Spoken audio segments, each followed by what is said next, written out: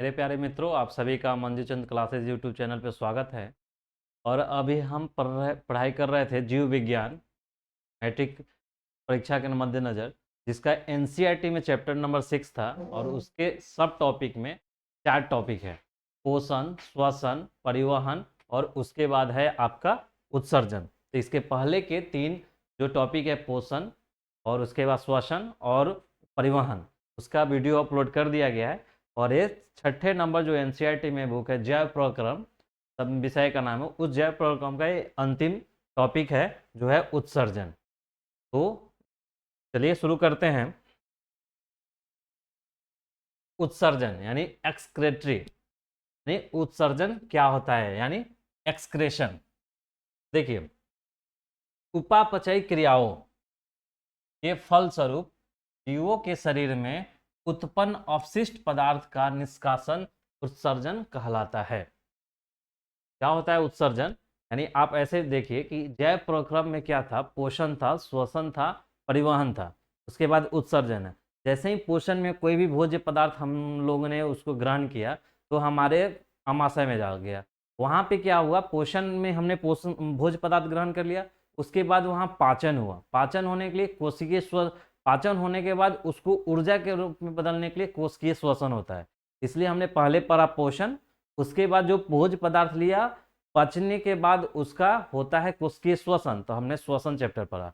जब श्वसन हो गया तो पचा हुआ भोज्य पदार्थ हुआ, उसके बाद ऊर्जा मिला हमें। और उस कोशिकीय श्वसन के दौरान या कोशिकीय श्वसन के लिए हमें ऑक्सीजन की जरूरत होता है, तो हमें वो ऑक्सी हीमोग्लोबिन यानी परिवहन तंत्र के माध्यम से मिला। जब कोशिकीय श्वसन हो गया तो कार्बन डाइऑक्साइड गैस निकलता है जो कि हानिकारक होता है, उसको उत्सर्जित करना रहता है। तो फिर वहाँ यानी हमारे कोशिका तक ऑक्सीजन को लाना और वहाँ से कार्बन डाइऑक्साइड गैस को फेफड़ों तक लाना, ये इसके लिए हमने क्या पढ़ा था, परिवहन तंत्र पढ़ा था, जिसमें रक्त और रुधिर सबसे महत्वपूर्ण भूमिका निभाता है। जब हमारे शरीर के अंदर कई अन्य हानिकारक पदार्थ इन उपापचयी क्रियाओं यानी शरीर के अपने अनुरक्षण के लिए, आपने जैव प्रक्रम के समय हमने बताया था कि जीवों के शरीर के अनुरक्षण के लिए कुछ प्रक्रम यानी कुछ क्रियाएं आवश्यक है, जिसमें था पोषण, श्वसन, परिवहन और आपका उत्सर्जन। तो जो हानिकारक पदार्थ हमारे शरीर के अंदर बना इन जैव प्रक्रम के दौरान या हमारे शरीर के अनुरक्षण के दौरान, उस हानिकारक पदार्थ को बाहर निकालने के लिए हमें उत्सर्जन या उत्सर्जन तंत्र की आवश्यकता होता है। वही बोल रहा है कि उत्सर्जन क्या है, तो उपापचयी क्रियाओं के फलस्वरूप जीवों के शरीर में उत्पन्न अवशिष्ट पदार्थों का निष्कासन उत्सर्जन कहलाता है। जैसे हमने ऑक्सीजन लिया, कोशिकीय श्वसन के बाद कार्बन डाइऑक्साइड गैस बना। कार्बन डाइऑक्साइड गैस क्या है, एक हानिकारक पदार्थ है, वो हमारे शरीर में एक मात्रा से अधिक नहीं रह सकता। तो उसको बाहर निकालने के लिए कुछ तंत्र है जो श्वसन तंत्र है, उसके माध्यम से हम बाहर निकालते हैं। उसी तरह कई हानिकारक पदार्थ होगा, जैसे अमोनिया, ये हमारे भोजन ग्रहण और उन उपापचयी प्रोसेस के बाद, क्रियाओं के बाद उसका निर्माण होता है। तो भी अमोनिया एक हानिकारक पदार्थ है, उसे भी शरीर से बाहर निकालना होता है। उसी तरह कई हानिकारक पदार्थ है जिसे आपको शरीर से बाहर निकालना होता है। तो देखिए हम आपको उसके बारे में बता, तो आप उत्सर्जन देख लीजिएगा। उत्सर्जन क्या है कि उपापचयी क्रियाओं के फलस्वरूप जीवों के शरीर में उत्पन्न अवशिष्ट पदार्थों का निष्कासन उत्सर्जन कहलाता है। अब देखिए, उत्सर्जी पदार्थ कौन कौन से हैं, जो जिस पदार्थ का उत्सर्जन करना शरीर के लिए, किसी भी जीव के शरीर के लिए आवश्यक या अति आवश्यक है। तो उपापचयी क्रियाओं के फलस्वरूप बने ऐसे पदार्थ जो जीवों के लिए अनावश्यक या विषाक्त होते हैं, उसे उत्सर्जी पदार्थ कहते हैं। उपापचयी क्रिया होगा शरीर के अंदर, मेटाबॉलिक प्रोसेस बोलते हैं उसको। उपापचयी क्रियाओं के फलस्वरूप कुछ ऐसे पदार्थ बनते हैं जो हमारे शरीर के लिए अनावश्यक होते हैं, जैसे carbon dioxide gas. Carbon dioxide gas पौधों के लिए आवश्यक है, क्योंकि उसी कार्बन डाइऑक्साइड गैस का उपयोग करके वो फोटोसिंथेसिस यानी प्रकाश संश्लेषण के द्वारा अपना भोजन बनाते हैं। जबकि हमारे शरीर के लिए कार्बन डाइऑक्साइड गैस अनावश्यक पदार्थ है, उसे हमें बाहर निकालना होता है। उसी तरह कुछ विषाक्त होते हैं, जैसे अमोनिया। अमोनिया एक विषाक्त पदार्थ है जो हमारे शरीर में एक सीमा से अधिक रहेगा तो हमारे लिए नुकसानदायक है, इसलिए वो विषाक्त पदार्थ को भी हमारे शरीर से बाहर निकलना होगा। तो ऐसे पदार्थों को उत्सर्जी पदार्थ कहा जाता है। ऐसे पदार्थ शरीर से बाहर नहीं निकले तो जीवों की मृत्यु भी संभव है। कोई जीव अगर ऐसे हानिकारक पदार्थ बाहर नहीं निकलते हैं तो उसका मृत्यु भी हो सकता है। जैसे देखिए कौन कौन से हानिकारक पदार्थ हैं। एक तो आप देख रहे हैं कि अमोनिया, एक आपका अमोनिया, नहीं अमोनिया आपका जो है हानिकारक पदार्थ है, अमोनिया। दूसरा क्या है, यूरिया, यूरिया एक आपका हानिकारक पदार्थ है, शरीर के अंदर इसका फॉर्मेशन होता है। यूरिक एसिड है, यही यूरिया यूरिया और अमोनिया के दौरान यूरिक एसिड का निर्माण होता है, यूरिक एसिड।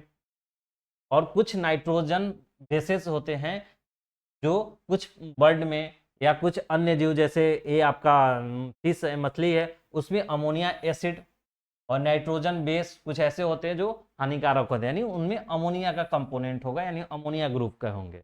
तो ऐसे सभी पदार्थ आवश्यक अनावश्यक या विषाक्त होते हैं जीवों के लिए, इनका शरीर से बाहर निकालना जरूरी होता है।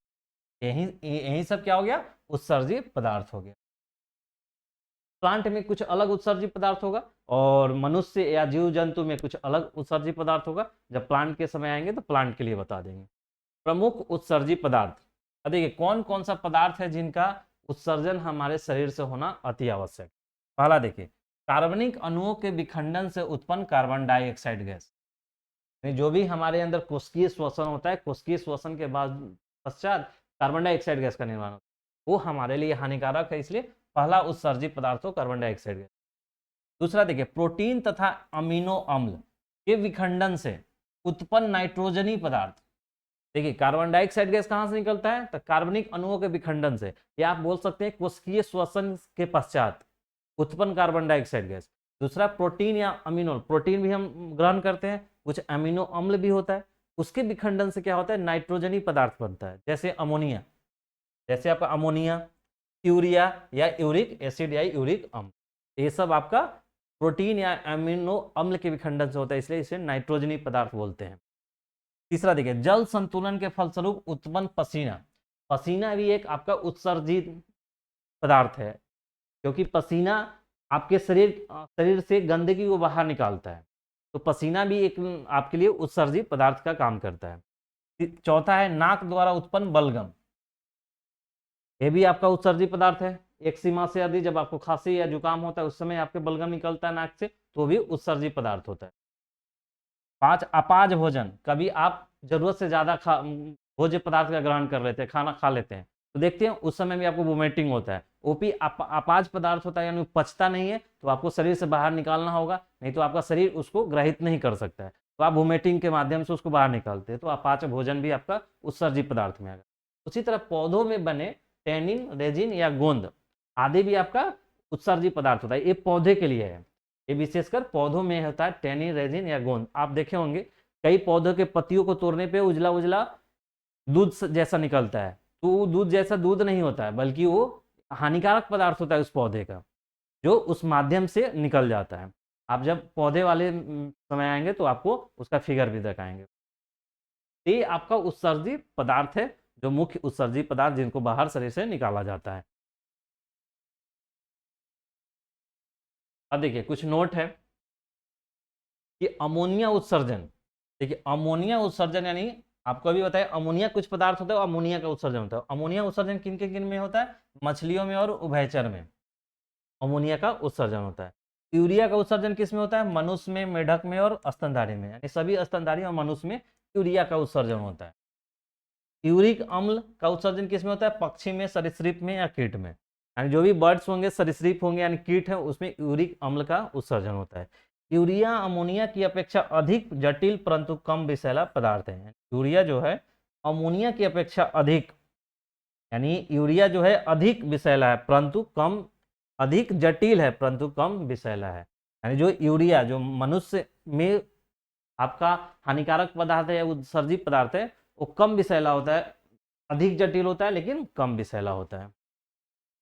आप यहाँ देख सकते हैं expression in animal, amino groups, amino group protein है तो एमिनो एसिड का निर्माण करेगा आपको, न्यूक्लिक एसिड है नाइट्रोजनियस बेस बनाएगा। कुछ बर्ड्स में है जो आपका देखिए यहाँ पे पक्ष में यूरिक अम्ल उत्सर्जन होता है, तो उसी तरह कुछ स्तनधारी है उसमें आपको यूरिया जाता है, जैसे एलिफेंट है इसमें यूरिया निकलेगा, फिश है तो अमोनिया इससे उत्सर्जित पदार्थ होता है और यूरिक एसिड होता है। अब देखिए मनुष्य में प्रमुख उत्सर्जी अंग। अब आपने अभी तक क्या पढ़ा कि उत्सर्जन क्या होता है, कौन कौन से उत्सर्जी पदार्थ है, और अब पढ़ना है मनुष्य में प्रमुख उत्सर्जी अंग है। उत्सर्जी पदार्थ हो गया और वो कैसे निर्माण होता है वो भी बताया। उसके बाद कौन कौन से उत्सर्जी अंग है जो उन हानिकारक पदार्थ को शरीर से बाहर निकालने में हमें मदद करते हैं। देखिए पहला क्या है, पहला है त्वचा। पहला त्वचा भी एक ऐसा अंग है जो हमारे शरीर से उत्सर्जी पदार्थ पसीना के रूप में बाहर निकालता है, तो त्वचा आपका एक उत्सर्जी अंग। दूसरा है फेफड़ा। फेफड़ा के माध्यम से जो कोशिकीय श्वसन के पश्चात कार्बन डाइऑक्साइड गैस बना हुआ रहता है, वो कार्बन डाइऑक्साइड गैस बाहर नाक के माध्यम से बाहर करता है। तो कार्बन डाइऑक्साइड गैस हानिकारक पदार्थ को निकालने के लिए फेफड़ा उपयोगी है, यानी फेफड़ा एक उत्सर्जी अंग है। उसी तरह यकृत यानी लीवर होता है। लीवर कई यूरिया जैसे या अमोनिया जैसे हानिकारक पदार्थों को बाहर निकालने में मदद करता है। उसी तरह आपका वृक्क है। वृक्क भी आपका यूरिया या अमोनिया जैसे हानिकारक पदार्थों को बाहर निकालने में हमें मदद करता है।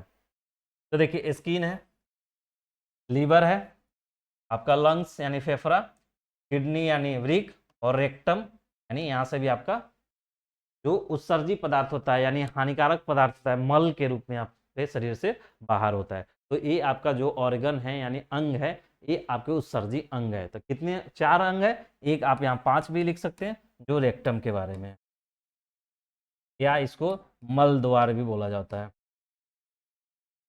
5 प्रमुख उत्सर्जी अंग है जिसके माध्यम से मनुष्य के शरीर से या शरीर में उत्पन्न हानिकारक पदार्थ को शरीर से बाहर निकाला जाता है। कौन कौन, तो त्वचा, त्वचा से क्या निकलता है, पसीना के रूप में।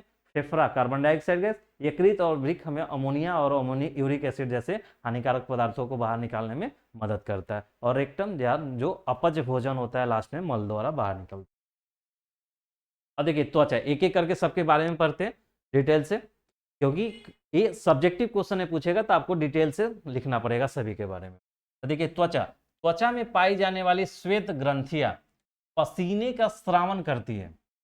त्वचा होता है, जैसे त्वचा है आपका, तो त्वचा के ऊपर आपने देखे होंगे, जब स्किन पे आप गौर से देखेंगे तो उसमें कई छेद होते हैं जो काफी छोटे छोटे छिद्र होते हैं, जो आपको दिखेगा नहीं, लेकिन वहां पे काफी अधिक छिद्र होते हैं जिसके माध्यम से शरीर के अंदर हानिकारक जो जल होता है या जो पसीने के रूप में आपका बाहर निकलता है। आप पसीने को कभी चख के देखे होंगे तो नमकीन जैसा दिखता है, यानी उस साल्ट, एक्सेस साल्ट होता है, उसको भी बाहर निकालने का काम हमारा त्वचा यानी आपका करता है। तो त्वचा भी एक ऐसा अंग है जो हमारे शरीर से पसीनों को बाहर निकाल के उत्सर्जी पदार्थ को बाहर करता है। दूसरा देखिए यकृत यानी लीवर। यकृत कोशिकाएं आवश्यकता से अधिक अमीनो अम्ल तथा रुधिर की अमोनिया को यूरिया में परिवर्तित करके उत्सर्जन में महत्वपूर्ण भूमिका निभाती है। यानी आपका यकृत है जो लीवर है, डायरेक्ट रूप से कोई तो बाहर नहीं निकाल के आपको उत्सर्जी पदार्थ देगा, लेकिन उत्सर्जी पदार्थ को बाहर निकालने में मददगार है। जैसे फेफड़ा है, फेफड़ा है तो फेफड़ा कार्बन डाइऑक्साइड गैस को शरीर से बाहर निकालने में मदद है डायरेक्ट रूप से, लेकिन ये डायरेक्ट रूप से ना होकर इनडायरेक्ट रूप से। कैसे, ये इसकी जो कोशिकाएं हैं, जो सेल हैं, अधिक अमीनो अम्ल यानी शरीर के अंदर जरूरत से ज्यादा अमीनो अम्ल बन जाए, या रुधिर की अमोनिया यानी ब्लड में अगर अमोनिया की मात्रा अधिक है तो उसको यूरिया में परिवर्तित कर देता है। तो आप हमेशा ये ऑब्जेक्टिव में आपसे क्वेश्चन पूछा जा सकता है कि शरीर के अंदर या मनुष्य के शरीर के अंदर अमीनो अम्ल तथा रुधिर की अमोनिया को यूरिया में कौन परिवर्तित करता है, तो लीवर उसमें महत्वपूर्ण भूमिका निभाता है। देखिए लीवर का आपका इमेज है जो हमें हेप्टिक आर्टरी और पोर्टल वेन यानी ये आपको अमोनिया को यूरिया में परिवर्तित करने में प्रमुख भूमिका निभा। अब देखिए तीसरा है फेफड़ा। फेफड़ा द्वारा CO2 और जल वाष्प, कुछ जल वाष्प भी होते हैं जो हमारे फेफड़ा के माध्यम से बाहर निकाले का उत्सर्जन होता है। लहसुन, प्याज और कुछ मसाले जिसमें वाष्पशील घटक होते हैं का उत्सर्जन भी फेफड़े द्वारा ही होता है।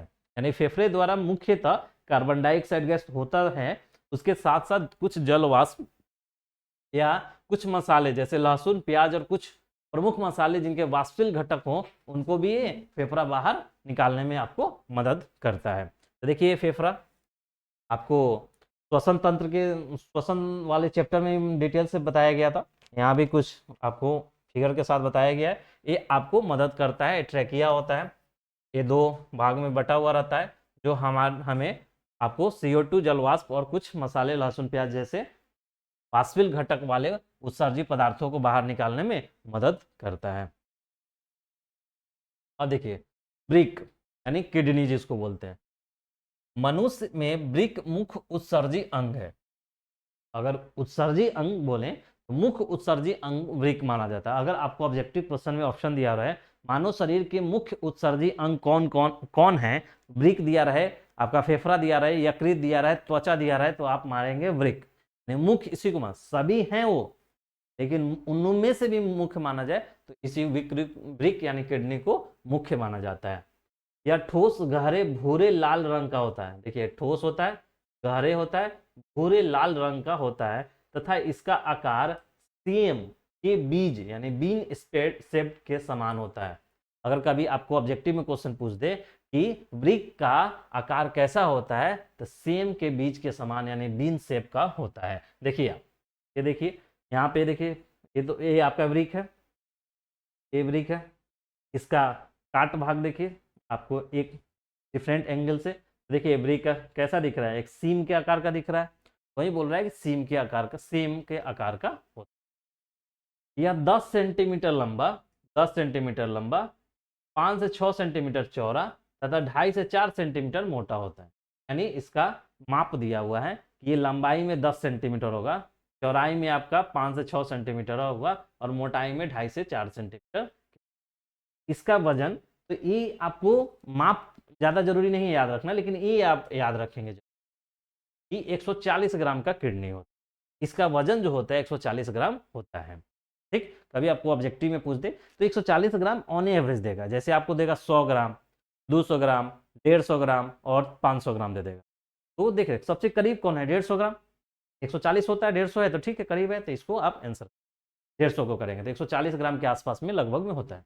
टिक की बाहरी सतह उत्तल तथा भीतरी सतह अवतल होता है। ये भी आप ऑब्जेक्टिव के लिए याद रखेंगे। कभी पूछ सकता है कि वृक्क की बाहरी सतह का आकार होता है कैसे होते हैं, तो उत्तल, अवतल, उभयावतल, आपका समतल दे देगा। तो आपका वृक्क की बाहरी सतह, वृक्क की बाहरी सतह कौन है, ये वाला वृक्क की बाहरी सतह। और बाहरी सतह को ऐसे देखेंगे तो क्या हो गया, उत्तल, ऐसे है।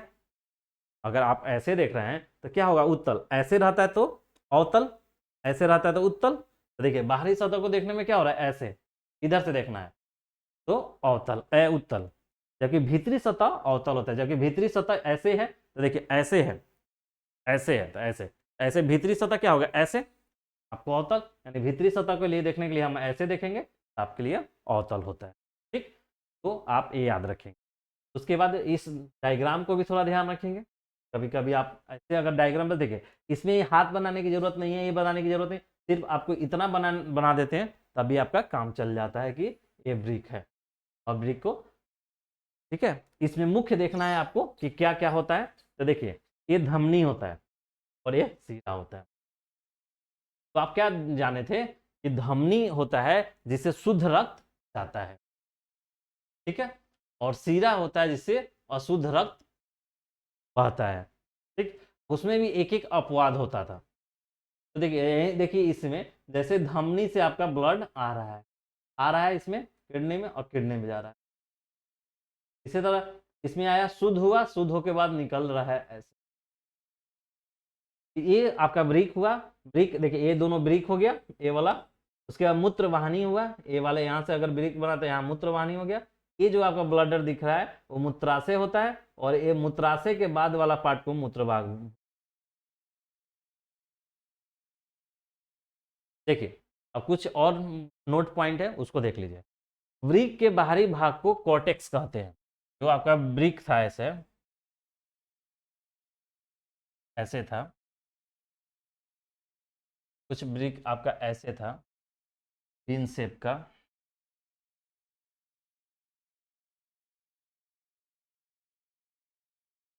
कैसे बिन शेप का था, ठीक, बिन शेप का आपका था।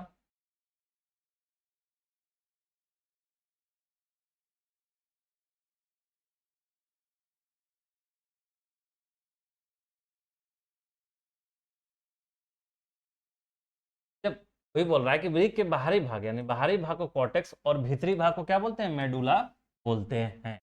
यानी वृक्क के बाहरी भाग को कॉर्टेक्स और भीतरी भाग को मेडुला बोला जाता है।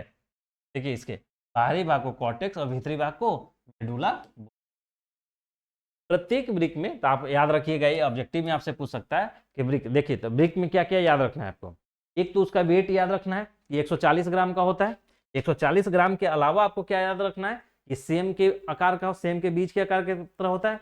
इसकी बाहरी सतह जो होता है उत्तल होता है और भीतरी सतह अवतल होता है। ये आप सबका ऑब्जेक्टिव में क्वेश्चन पूछा जाता है। उसके बाद वृक्क के बाहरी भाग को कॉर्टेक्स बोलते हैं। वृक्क के बाहरी भाग कैसा होता है, उत्तल, और उसको कॉर्टेक्स बोलते हैं, जबकि भीतरी भाग होता है अवतल और उसको मेडुला बोलते हैं। प्रत्येक वृक्क में लगभग 10 लाख वृक्क नलिकाएं या नेफ्रॉन होते हैं।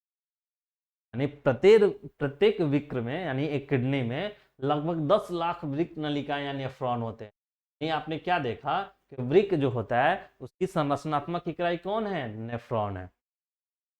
नेफ्रॉन वृक्क की रचनात्मक एवं क्रियात्मक इकाई है। यानी इसी नेफ्रॉन से, यानी 10 लाख नेफ्रॉन से मिलके वृक्क का निर्माण हुआ है और यही मुख्य उनका कार्य वाला भाग है।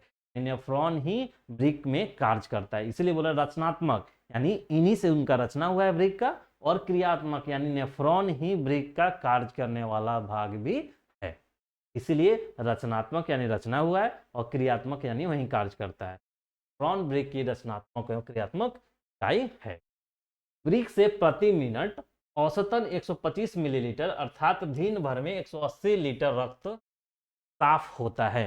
ये आप याद रखिएगा, आपसे पूछा जा सकता है ऑब्जेक्टिव में कि वृक्क से यानी किडनी से प्रति मिनट औसतन कितना लीटर या कितना मिलीलीटर ब्लड का यानी रक्त का सफाई यानी फिल्ट्रेशन होता है। तो याद रखिएगा एक मिनट में आपका कितना है, 125 ml। कितना है, 125 ml है आपका, 125 ml। जबकि पूरा दिन का अगर ले लेंगे, अगर दिन भर में कितना करता है तो ये लगभग 180 लीटर। आप देख लीजिए कि 180 लीटर काफी बड़ी मात्रा है। 180 लीटर ब्लड यानी डेली हमारे शरीर में ये फिल्टर करता है। आप सोचेंगे कि आपको मैंने पीछे भी बताया था, जब रक्त पढ़ा रहा था तो हमारे शरीर में जो रक्त होता है लगभग 5 से 6 लीटर होता है। अब देखिए 5 से 6 लीटर रक्त है शरीर में और 180 लीटर फिल्टर कर रहा है, ये कैसे? आपके कुछ स्टूडेंट के मन में आ सकता है, जिज्ञासा हो सकती है कि ठीक है हमारे शरीर में तो 5 से 6 लीटर ब्लड ही है, लेकिन ये किडनी है तो 80 लीटर करता है, कैसे? तो देखिए एक ही खून को, जो 5 से 6 लीटर खून को, उसी को बार बार फिल्टर करता है। जैसा ही आपके पास ब्लड आता है, ब्लड आया फिल्टर किया, फिर ब्लड शरीर में गया, फिर ब्लड आया फिर फिल्टर किया, फिर शरीर में गया, फिर ब्लड आया फिर फिल्टर किया, यानी ये प्रोसेस 24 आवर चलते रहता है। और ये 5 से 6 लीटर वाला जो ब्लड है कई राउंड में कई बार वो आपका ये फिल्टर करता है, तभी ये 180 लीटर फिल्टर करता है पूरे दिन, जबकि 1 मिनट में 125 ml करता है। बायां वृक्क दायां वृक्क की अपेक्षा कुछ ऊपर स्थित होता है। ये आप याद रखिएगा, ऑब्जेक्टिव में पूछा जा सकता है कि बायां वृक्क दाएं वृक्क की अपेक्षा कुछ ऊपर स्थित होता है, यानी बायां वाला कुछ ऊपर स्थित होगा। देखिए बायां वाला कौन सा ऊपर स्थित है, इसमें देखिए, इसमें बायां कौन है, अगर ढंग से देखिएगा तो आपको याद आएगा। देखिए ये आदमी जो है ऐसे खड़ा है, ऐसे खड़ा है, ऐसे मेरे जैसा ऐसे खड़ा है, तो ये बायां हो गया और ये दायां हो गया, ये क्या हो गया, बायां। यानी इस व्यक्ति के लिए बायां हुआ, जबकि हम ऐसे देखेंगे तो मेरे साइड दायां वाला हाथ में है, दायां हो गया कि नहीं, बायां हो गया और ये दायां हो गया, क्योंकि हम इस शरीर यानी ये जो मानव शरीर का इमेज बनाया हुआ है उस शरीर के सापेक्ष देखेंगे, रिलेटिव देखेंगे, तो ये बायां हुआ दायां हुआ। अब बायां दायां हुआ तो देखिए आप ही, आपको दिख रहा होगा कि ये बायां जो है इतना ऊपर है, बायां वाला किडनी इतना से ऊपर आपका किडनी है, तो बायां वाला किडनी जो है ऊपर रहता है। नहीं हमारा ये दायां हो गया, ये बायां हो गया, ये वाला किडनी होगा जो थोड़ा सा ऊपर होगा और इधर वाला थोड़ा सा नीचे होगा। वही उस पॉइंट में बोल रहा था। ऑब्जेक्टिव में आपसे पूछ सकता है कि बायां वृक्क होता है, स्थित होता है तो दायां वृक्क से के बराबर में, दायां वृक्क से नीचे, दायां वृक्क से ऊपर, दायां वृक्क से समान, कुछ भी ऑप्शन। तो फिर आपको देखेंगे कि बायां वृक्क होता है वो हमेशा थोड़ा सा ऊपर होता है। अपने रिलेटिव देख लेंगे कि बायां वृक्क मेरा इस साइड है तो ये वाला ऊपर होगा। अब देखिए वृक्क के कार्य, अब आपने अभी पढ़ा वृक्क, अब वृक्क के कार्य देख लीजिए। तो रक्त से अपशिष्ट और विषाक्त पदार्थों को फिल्टर करना, वृक्क का काम तो यही है, क्या करना, रक्त से अपशिष्ट और विषाक्त पदार्थों को फिल्टर करना। शरीर में जल संतुलन बनाए रखना, जल का संतुलन बनाए रखना, ये फिल्टर बार बार करता है। तो इसी प्रोसेस किडनी के द्वारा ब्लड आपका अशुद्ध जल जो होता है या यूरिया या अमोनिया पानी के माध्यम से शरीर से पेशाब यानी मूत्र के माध्यम से बाहर निकलता है। तो वही बोल रहा है, तो वो भी इस पे भी नियंत्रण करता है। ऐसा नहीं कि एक लिमिट से अधिक निकल जाए तो हमारे शरीर में जल का कमी हो जाएगा, या हमारे शरीर में जल अधिक से ज्यादा रह जाए तब भी नुकसान है।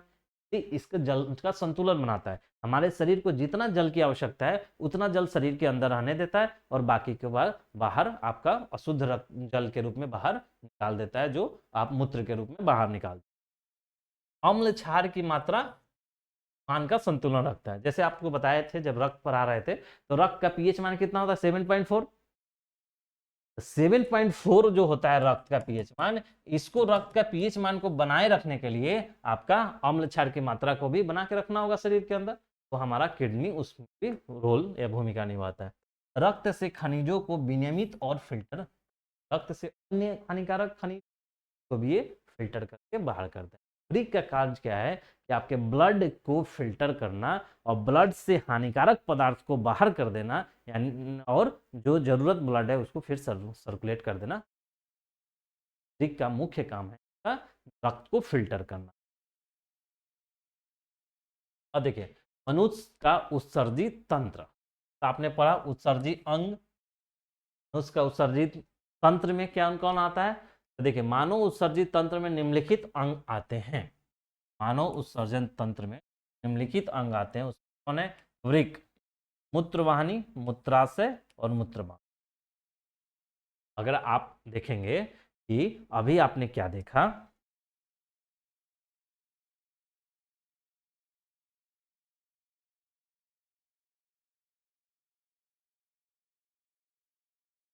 अपने अभी आपने पढ़ा था कि ए मनुष्य में उत्सर्जी अंग, मनुष्य में उत्सर्जी अंग त्वचा, फेफड़ा, यकृत, वृक्क, मनुष्य में।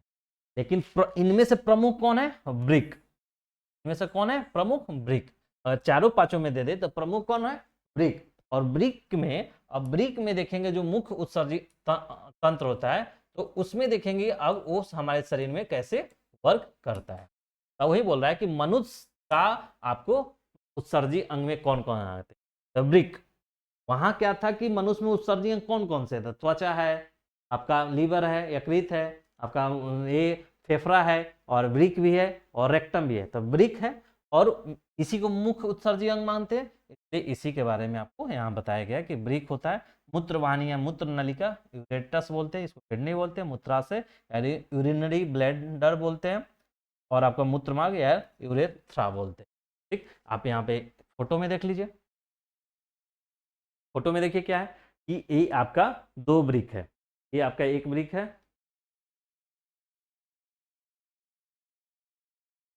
और ये आपका दूसरा वृक्क है। अब दोनों वृक्क में देखिए क्या हुआ, ये आपका एक तरफ से ब्लड आता है, दूसरे तरफ से ब्लड साफ होकर वापस हो जाता है। अब इसमें देखिए जैसे ही इसमें से ब्लड इन किया, में से ब्लड इन किया, जैसे ही यहाँ पे ब्लड आया किडनी में आया, तो किडनी के अंदर क्या है, नेफ्रॉन से बना हुआ है किडनी, क्या क्रियात्मक और रचनात्मक इकाई होता है। तो नेफ्रॉन इसको साफ करने की कोशिश किया, फिल्टर करने की, फिल्टर किया, फिल्टर करने के बाद जो ब्लड बचा वो ब्लड यहाँ से बाहर निकल के शरीर में चला गया।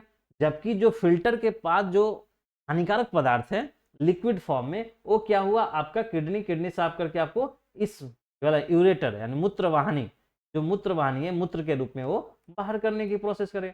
यहाँ से मूत्र के रूप में बाहर आपका निकल के आया, तो यहाँ पे एक थैलानुमा संरचना होता है जिसमें जमा होता है, उसको ब्लैडर बोलते हैं, यानी यूरिनरी ब्लैडर बोलते हैं।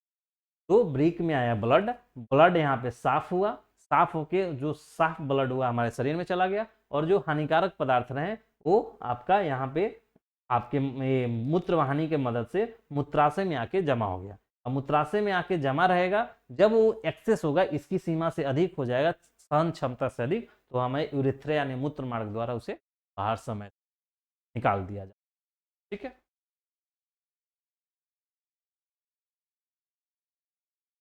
अब देखिए कुछ पॉइंट है उसके बारे में देखिए। मनुष्य में एक जोड़ा वृक्क होता है, यानी एक जोड़ा यानी दो होते हैं, जो मेरु रज्जु के दोनों ओर उदर भाग में स्थित होते हैं। अब देखिए वृक्क कहाँ स्थित होता है, यानी वृक्क की अवस्थिति क्या है, क्या बता रहे हैं, वृक्क की अवस्थिति, वृक्क की अवस्थिति। तो ऐसे हेडिंग देते थे और नीचे लिखते तो वो पॉइंट आता है। वृक्क की अवस्थिति है, मनुष्य में एक जोड़ा वृक्क होता है जो मेरु रज्जु के दोनों ओर उदर भाग में स्थित रहता है, पेट के पास में रहता है, उदर भाग में। वृक्क की भीतरी अवतल सतह हाइलम कहलाती है। देखिए अब ध्यान रखिएगा, ये सब ऑब्जेक्टिव का क्वेश्चन है, और इसको पढ़ने के दौरान आपको मार्क करके हाईलाइट करके पढ़ना चाहिए, ताकि जब भी आप रिवीजन कर रहे हैं, कभी पेज पलटिएगा आप अपने नोट्स का, तो जैसे यहाँ पे हाईलाइट रहेगा, एक हाईलाइटर ले लीजिए, मान के चलिए एक हाईलाइटर लीजिए और इसको हाईलाइट कीजिए। जब जब भी आप पढ़ने बैठेंगे, आप जब इस नोट पेज को उल्टेंगे तो डायरेक्ट आएगा हाइलम। आपको इसमें अगर देखेंगे, अगर यहाँ भी उधर को हम नहीं पेंट किए हैं, तो एक तो आप यहाँ पे करेंगे कि मेरु रज्जु के रहता है, एक जोड़ा रहता है। अब इस पेज पे इतना ही 3 मार्क किया हुआ था, जैसे ही पेज पे आएंगे तो क्या रहेगा, एक जोड़ा, यानी वृक्क एक जोड़ा होता है, मेरु रज्जु के दोनों ओर होता है। अच्छा ठीक है, हाइलम, हाइलम क्या होता है भाई, तो हाइलम आपका वृक्क के भीतरी अवतल सतह हाइलम कहलाता है। हाइलम भी याद हो जाएगा, जहां से वृक्क धमनी वृक्क में प्रवेश करती है तथा वृक्क शिरा बाहर निकलती है। क्या देखें कि वृक्क की भीतरी, यानी ऐसे वृक्क था, ये अवतल, ये उत्तल था, ये अवतल था, तो अवतल सतह हाइलम कहलाता है। देखिए और ये ढंग से देखिए 3-4 पॉइंट आया है इसमें, ये देख लीजिए। ये देखिए ये क्या था, बाहरी सतह, यह है बाहरी सतह। बाहरी बाहरी सतह को क्या बोल रहे थे कि ये बाहरी सतह क्या है, उत्तल है, उत्तल शेप का है, और उत्तल है, और इसको क्या बोलते थे बाहरी सतह को, बाहरी सतह को अंदरूनी भाग को मेडुला बोलते थे, और बाहरी सतह को कॉर्टेक्स बोलते थे, बाहरी भाग को कॉर्टेक्स बोलते हैं, कॉर्टेक्स।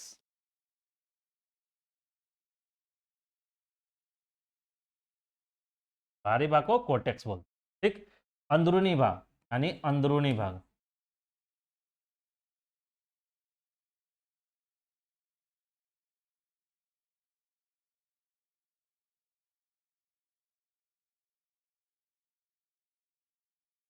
भीतरी भाग लिखिए, अंदरूनी भाग से अच्छा है भीतरी भाग, भीतरी, ये भीतरी भाग। भीतरी भाग में भी दो था, जब उत्तल था तो ये क्या था, अवतल था, अवतल था। और जो कॉर्टेक्स बोलते थे इसको क्या बोलते हैं, मेडुला, मेडुला बोलते, ठीक। और अब तीसरा क्या आया है दोनों के बीच, कि वृक्क की भीतरी अवतल सतह हाइलम कहलाती है, हाइलम, वृक्क की भीतरी अवतल सतह हाइलम कहलाती है, जहां से वृक्क धमनी वृक्क में प्रवेश करती है, जहां से वृक्क धमनी, देखिए वृक्क धमनी कहाँ है, वृक्क धमनी है, वृक्क धमनी, हिंदी वाला फोटो में देख लीजिए, देखिए वृक्क धमनी, देखिए वृक्क धमनी देख रहे हैं, नहीं, वृक्क धमनी जो है एक, यानी जिसमें से इन कर रहा है ब्लड, ठीक है, तो यही वृक्क धमनी, वही बोल रहा है कि हाइल, जहां से वृक्क धमनी वृक्क में प्रवेश करती है तथा वृक्क शिरा बाहर निकलती है। देख रहे थे एक दो पाइप जैसा स्ट्रक्चर था, एक में इन कर रहा था और एक में इसमें आ रहा था, एक में जा रहा था, ऐसे वहीं एक आपका दो स्ट्रक्चर वहां पे होगा, एक धमनी होगा और एक वृक्क शिरा होगा। तो धमनी से वृक्क में प्रवेश करती है तथा वृक्क शिरा से बाहर निकलती है। देखिए प्रत्येक वृक्क के हाइलम से एक मूत्र वाहिनी निकलती है जो मूत्राशय में खुलती है। तो प्रत्येक वृक्क के हाइलम से, जो इसके अंदरूनी भाग है, उसी वहीं से हाइलम से निकलता है। देखिए यहाँ देखिए इसके अंदरूनी भाग से, देख रहे हैं, इसके अंदरूनी, ये तो बाहरी भाग हुआ, ये बाहरी भाग हुआ, इसके अंदरूनी भाग से ऐसे निकला, इसके अंदरूनी भाग से ऐसे निकला। यही आपका मूत्र वाहिनी होता है, जिससे मूत्र जो बना होता है वो आके मूत्राशय में जमा होता है और बाद में बाहर मूत्र मार्ग द्वारा बाहर निकाल ही बोल रहा है कि प्रत्येक वृक्क के हाइलम से एक मूत्र वाहिनी निकलती है जो मूत्राशय में खुलती है। ठीक, तो यानी यही हाइलम होता है, यानी अंदरूनी भाग होता है। यहीं से मानिए आपका एक मूत्र भाग इधर निकला, अगर एक इधर है तो आपका एक यहाँ से निकला, एक आपका ऐसे रहा, ही आपका एक मूत्राशय यहाँ रहेगा, वहां जमा होगा और मूत्र मार्ग द्वारा समय से बाहर निकाल दिया। अब देखिए, मूत्राशय जो होता है, जो यहाँ पे एक ब्लड जैसा बना हुआ, जैसे देखिए यहाँ पे अगर तो ये होगा, इसका अंदरूनी भाग, तो अंदरूनी भाग क्या हुआ, बाहर है तो ये ऐसे ऐसे कुछ निकलेगा और इसका ऐसे कुछ निकलेगा, और यहाँ पे क्या होगा, एक स्ट्रक्चर है, बाहर निकलेगा। यही बोल रहा है कि मूत्राशय नाशपाती के आकार का होता है। जो मूत्राशय, ये मूत्राशय है, मूत्राशय, ये क्या है, किडनी है, वृक्क, ये मूत्रवाहिनी, मूत्रवाहिनी, यहाँ से मूत्र आता है, ठीक, और ये मूत्राशय और ये मूत्र मार्ग, मूत्र मार्ग। आप ये सब का सचित्र वर्णन पूछता है, इसलिए आप कुछ कुछ फिगर बनाना भी सीख लेंगे, प्रैक्टिस कर लेंगे बना बना के फिगर, तो आपको लगभग में कोई ऐसा नहीं कि कलाकारी करना है, आप पेंटर नहीं है, लगभग लगभग में आपको दिखना चाहिए कि हाँ ये ऐसा ऐसा है चीज़। अब जैसे ये भी सिंपल में है, आप बना सकते हो, कोई दिक्कत नहीं। एग्जामिनर देखेगा कि हाँ बच्चे को, स्टूडेंट को समझ में आया कि यहाँ पे दो किडनी है और एक मूत्रवाहिनी होता है, मूत्राशय होता है, मूत्रमार्ग होता है। ठीक, बस इतना भी दिखा दिए तो आपका काम चल जाएगा। हाँ, जिनको अच्छा पेंटिंग करने हैं, जो थोड़ा सा अच्छा इमेज बनाते हो अच्छा से बनाए और अच्छा मार्क्स जाएगा। मूत्राशय नाशपाती के आकार, जो ये मूत्राशय है ना, नाशपाती के आकार का एक थैलीनुमा रचना है जो उदर गुहा के पिछले भाग में रेक्टम के नीचे स्थित हो। देखिए, हर ऑब्जेक्टिव के लिए सब इंपॉर्टेंट है। मूत्राशय कैसा था, नाशपाती के आकार का होता है। थैलीनुमा रचना है जो उदर गुहा के पिछले भाग रेक्टम के नीचे स्थित होता है। मूत्राशय से एक नली निकलती है जिसे मूत्रमार्ग कहते हैं। मूत्राशय, मूत्राशय, इससे एक नली निकली यहाँ पे, मूत्राशय मूत्रमार्ग कहते हैं। वृक्क धमनी द्वारा वृक्क में अशुद्ध रक्त, देखिए वृक्क धमनी द्वारा वृक्क में अशुद्ध रक्त लाया जाता है तथा निस्यंदन यानी फिल्ट्रेशन के बाद वृक्क शिरा द्वारा शुद्ध रक्त वृक्क से बाहर निकलता है। आपने क्या पढ़ा था कि धमनी हमेशा शुद्ध रक्त का प्रभाव करता है और उसका एक अपवाद है पल्मोनरी आर्टरी यानी फुफ्फुस धमनी, जो अशुद्ध रक्त को कैरी करता है। तो वृक्क धमनी भी है, अशुद्ध रक्त को ले जाता है, यानी वृक्क धमनी आपका अशुद्ध रक्त को ले जाता है। फोटो में देखिए, वृक्क धमनी जो है, ये धमनी अशुद्ध रक्त को शरीर से आपका किडनी में ले जाया गया और फिर शुद्ध होके बाहर निकल गया। ठीक है, तो ये आपका वेन है और ये आपका धमनी है।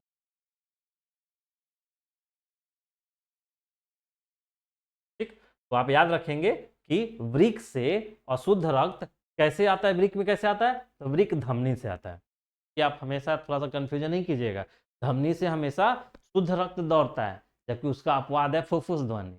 उसी तरह एक अपवाद मान सकते हैं कि वृक्क धमनी, वृक्क धमनी में भी अशुद्ध रक्त आता है, जबकि फिल्ट्रेशन के बाद वृक्क शिरा द्वारा शुद्ध रक्त वृक्क से बाहर निकल, यानी आप याद रखिए कि धमनी से हमेशा शुद्ध रक्त दौड़ता है, उसका एक अपवाद फुफ्फुस धमनी है और एक आपका वृक्क में लगा हुआ धमनी है, तो अपवाद मान लीजिए।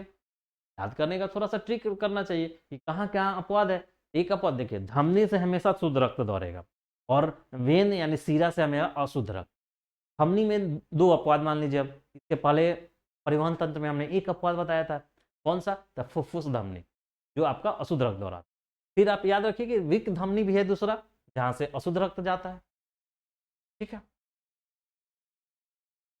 अब देखिए वृक्क की आंतरिक संरचना, आपको वृक्क की आंतरिक संरचना पूछता है, आप सचित्र वर्णन भी पूछता है, आप इसको ध्यान। ठीक, वृक्क बीन के आकार का, आपको पहले ही बताए थे, बीन बीन बीन के आकार का यानी सेम के आकार का, बीन मतलब क्या हिंदी होता है सेम। दो अंग है जो शरीर से अपशिष्ट पदार्थों को मूत्र के रूप में बाहर निकालने में मदद करता है। वृक्क क्या है, बीन के आकार का दो अंग होता है जो शरीर से अपशिष्ट यानी हानिकारक पदार्थ जो बनते हैं वो मूत्र बाहर निकाल मदद करते हैं। यह रक्त को हृदय में वापस भेजने से पहले उसे फिल्टर करने में मदद आपने जो परिवहन तंत्र में पढ़ा था, परिवहन तंत्र में क्या पढ़ा था कि ये आपका 4 चैम्बर वाला कंसेप्ट, यहाँ से फेफड़ा से शुद्ध रक्त आया, शुद्ध रक्त आया, फिर यहाँ आया और फिर ये शरीर में चला गया शुद्ध रक्त, फिर अशुद्ध रक्त होके आपका फेफड़ा में आया, हृदय में आया अशुद्ध रक्त, फिर यहाँ से इधर आया और ये आपका फिर अशुद्ध रक्त है जो कहाँ चला गया, अशुद्ध रक्त पूरे शरीर से आया और ये फिर फेफड़ा में चला गया, फिर वहां से कार्बन डाइऑक्साइड गैस निकल गया बाहर। वही बोल रहा है कि यह रक्त को हृदय में वापस भेजने से पहले उसे फिल्टर करता है। नहीं, जैसे ही शुद्ध रक्त आया हमारे शरीर में गया और शरीर से फिर हृदय में आना है, तो हृदय में आने से पहले उसे फिल्टर कर देता है, हृदय में वापस भेजने से पहले उसे फिल्टर करने में मदद करता है। ठीक, क्या करता है कि अगर जो ब्लड है यानी रक्त है हृदय में उसको जाने देना है, जाने से पहले ही वो फिल्टर कर देना है। यानी यहाँ से फेफड़ा से आया ब्लड, यहाँ से अलिंद रहता है, नीचे निलय रहता है, निलय से शरीर में चला गया, शरीर में जाके अशुद्ध हुआ, अशुद्ध फेफड़ा में आया, चैम्बर में आया और यहाँ पे हृदय में आने से पहले उसको फिल्टर लिख रहा है, यह रक्त को हृदय में वापस भेजने से पहले उसे फिल्टर कर मदद कर। देख लीजिए, किडनी है, यूरेट्रा यानी मूत्रवाहिनी, और ये मूत्राशय, और ये आपका मूत्र मार्ग।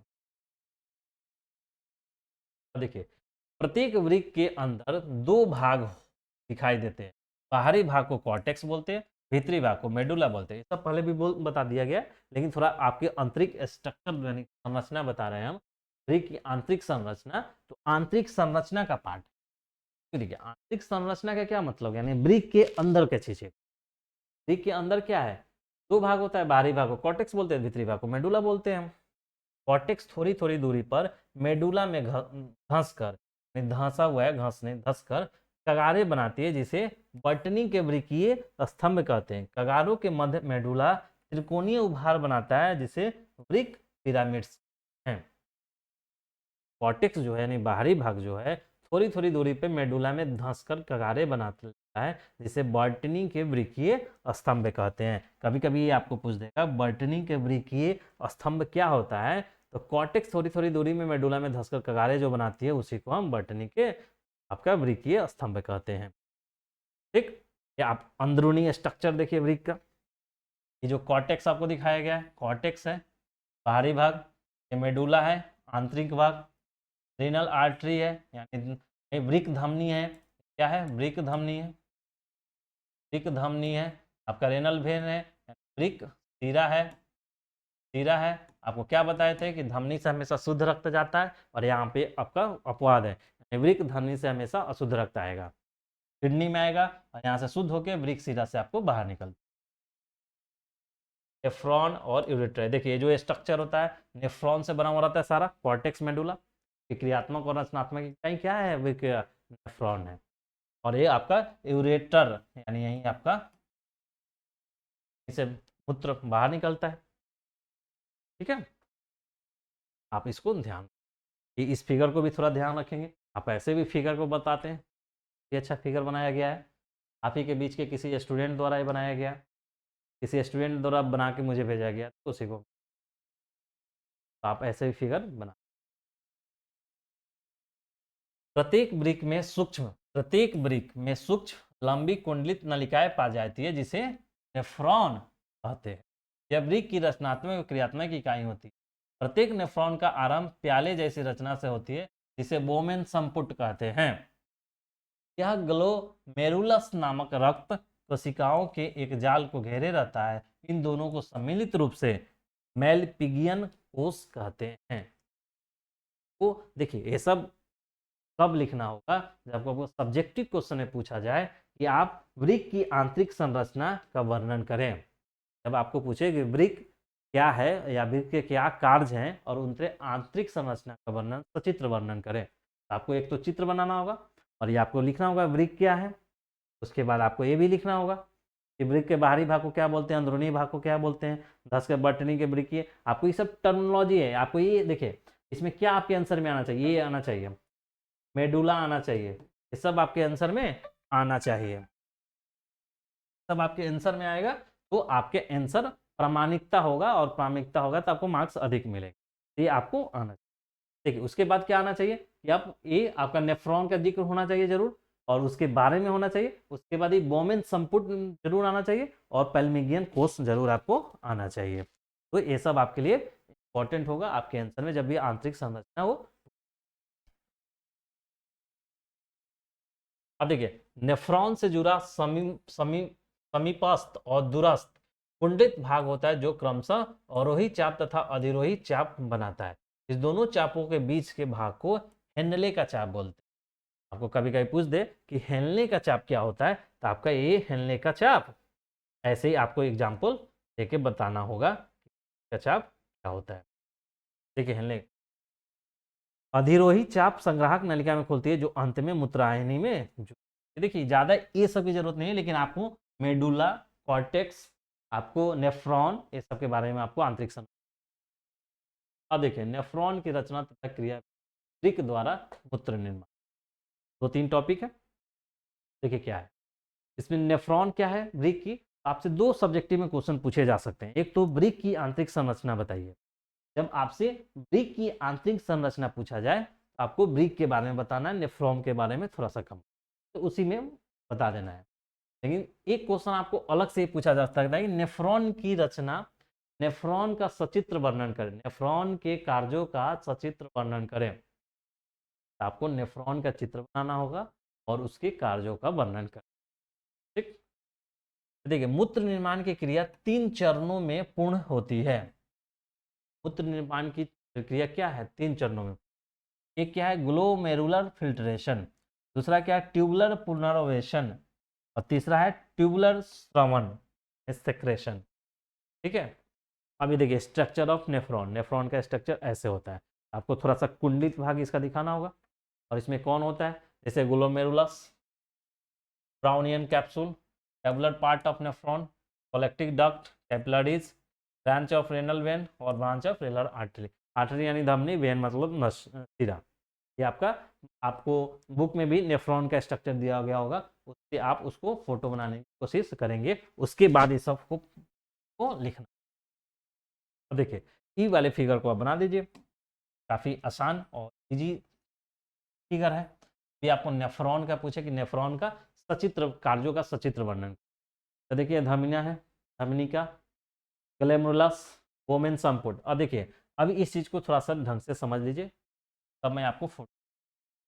ग्लोमेरुलर फिल्ट्रेशन, ग्लोमेरुलस एक छन्ना, फिल्ट्रेशन का काम यानी छन्ना होगा, फिल्टर की भांति कार्य करता है। रक्त के साथ आई यूरिया, यूरिक अम्ल, जल, ग्लूकोज, प्रोटीन, लवण आदि ग्लोमेरुलस तथा वोमेन संपुट से छनकर वृक्क नलिका में आती है। ग्लोमेरुलस में छनने की क्रिया उच्च दाब, किस दाब पे होता है, उच्च दाब पर संपन्न होती है, जिसे अल्ट्रा फिल्ट्रेशन का। आपको कभी पूछ सकता है कि ग्लैमेरुलस में छनने की क्रिया किस दाब पे होती है, उच्च दाब पे, निम्न दाब पे, किसी भी दाब पे हो सकता है, या कोई दाब की जरूरत नहीं, आप देखेंगे उच्च दाब पे। यही देखिए ग्लैमेरुलस है, संपुट।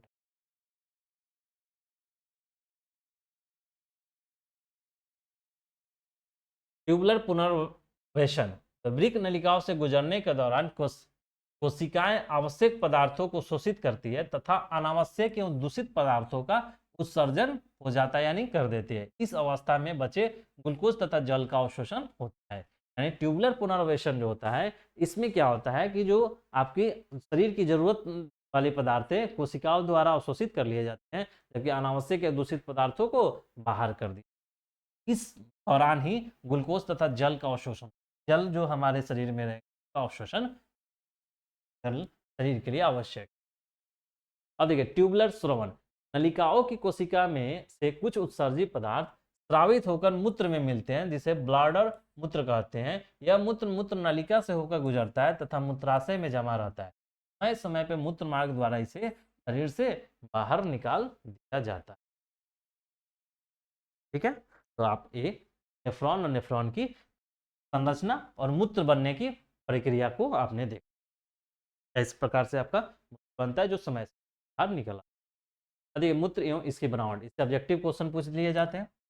तो मूत्र क्या है, हल्के पीले रंग कैसा रंग होता है? पीला रंग। आपने देखे होंगे, अभी आप नहीं देखे होंगे तो गौर से देखिएगा, वो पीला रंग का दिखेगा आपको, पीले रंग का यूरोक्रोम रंजक।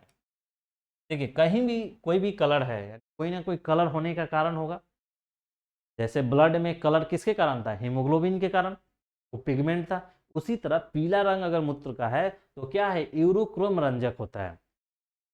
याद रखिएगा, यूरोक्रोम रंजक के कारण हमारे मूत्र जो होता है पीला होता है। का तरल है जिसमें नाइट्रोजन युक्त अवशिष्ट पदार्थ पाए जाते हैं।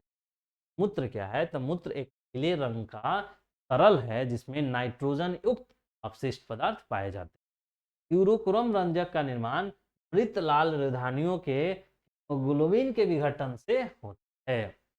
अब देखिए, शरीर के अंदर जो ब्लड था, ब्लड का लाल रंग होने का कारण था हीमोग्लोबिन में पिगमेंट था। हीमोग्लोबिन आपने क्या देखा था कि आरबीसी का जीवन काल होता है 20 से 120 दिन, तो 20 दिन के बाद मरना होता है आरबीसी को।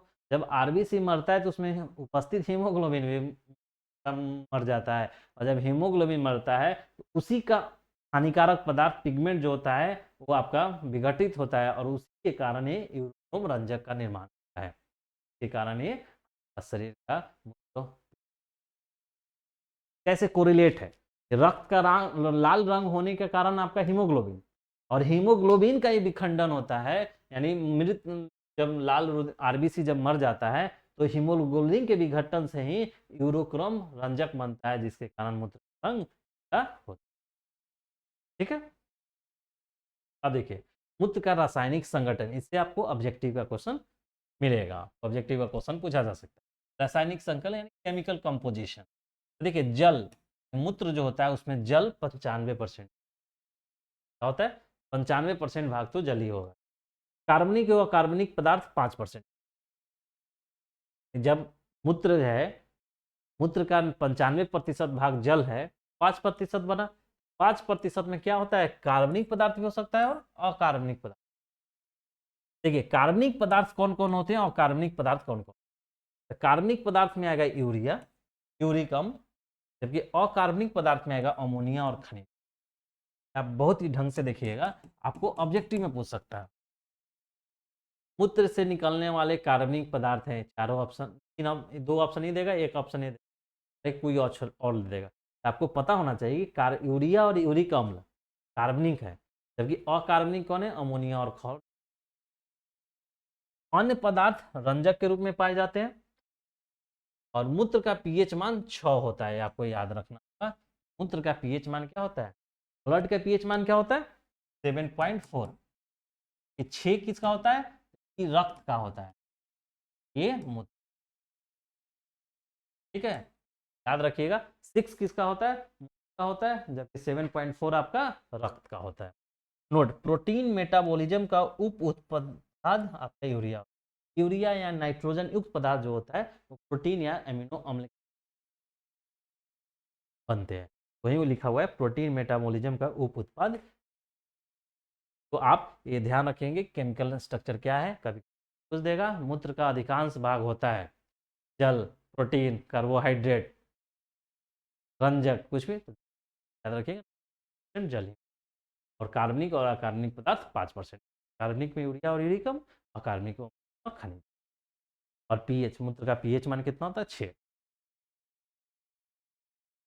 अब देखिए डायलिसिस एवं हीमो, ये क्या होता है? जब देखिए हमारे शरीर में किडनी का क्या काम है? ब्लड को साफ करना, ब्लड में उपस्थित हानिकारक पदार्थ को बाहर कर देना, तब उसको ब्लड को हृदय में।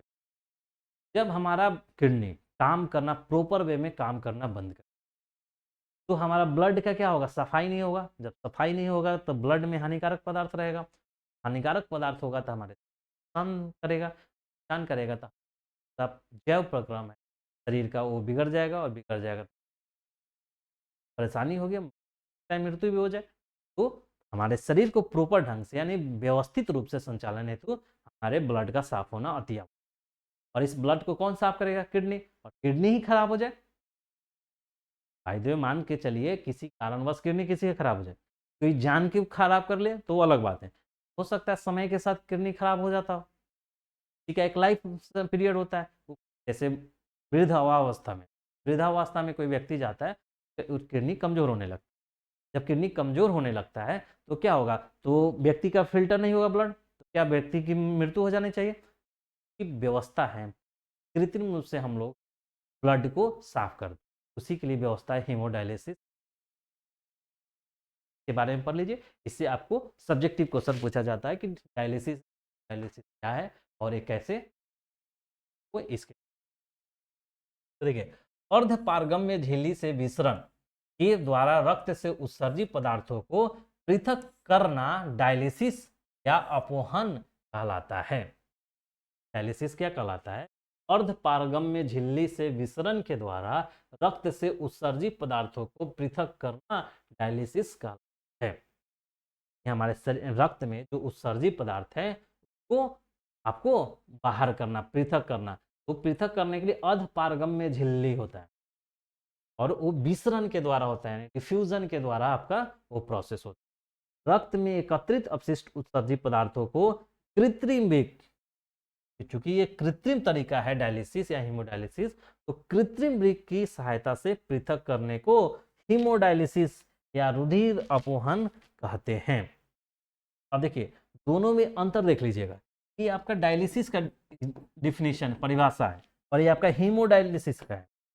अभी आपको पूछ दे कि डायलिसिस और हीमोडायलिसिस में क्या अंतर है, तो अर्धपारगम्य झिल्ली से विसरण द्वारा रक्त से उत्सर्जित पदार्थों को पृथक करना डायलिसिस या अपोहन कहलाता है। इसमें अर्धपारगम्य झिल्ली होगा और विसरण,